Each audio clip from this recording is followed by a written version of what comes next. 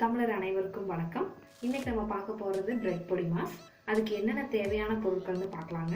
எண்ணெய், ஒரு பெரிய பல்லேரி, 3 முட்டை, கருவேப்பிலை, மல்லித்தலை, காஞ்ச மிளகாய் 3, தாளிக்கிறதுக்கு கடலைப்பருப்பு, கடுகு. இது சின்ன பிரெட்டுங்காட்டிக்கு நான் 10 எடுத்துருக்கேங்க. பெரிய பிரெட்டாக இருந்தால் 7 எடுத்துக்கோங்க. இப்போ இந்த பிரெட்டை நல்லா பொடியாக பொடிச்சுக்கலாம். இப்போ நம்ம பிரெட்டை நல்லா பொடி பண்ணி வச்சாச்சுங்க. இனி இது எப்படி செய்கிறதுன்னு பார்க்கலாம். இப்போ 2 ஸ்பூன் எண்ணெய் ஊற்றிக்கோங்க. எண்ணெய் காஞ்சதையும் முதல்ல கடலைப்பருப்பு போட்டுருங்க. அதுக்கப்புறம்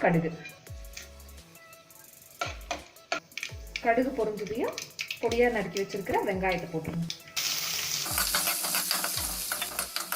அடுத்து வரமிளகாய், இது கூட கருவேப்பிலை போட்டுருங்க.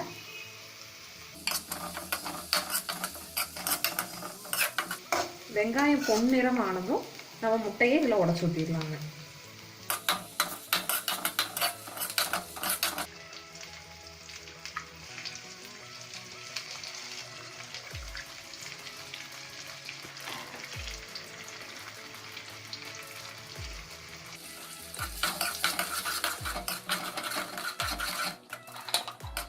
இது கூட இப்போ தேவையான அளவு உப்பு சேர்த்துக்கோங்க.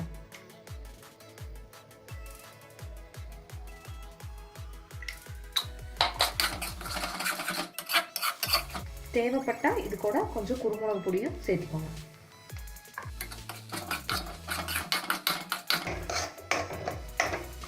இந்த பக்குவத்தில் இருக்கும்போது இப்போ நம்ம இந்த பிரெட்டையும் இதில் சேர்த்திடுறாங்க.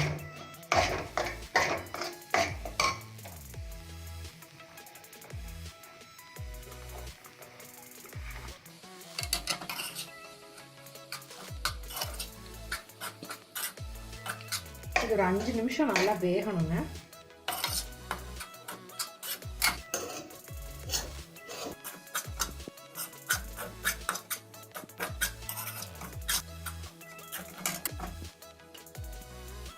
இப்போ இது கூட நம்ம மல்லித்தலையா சேர்த்துக்கலாங்க.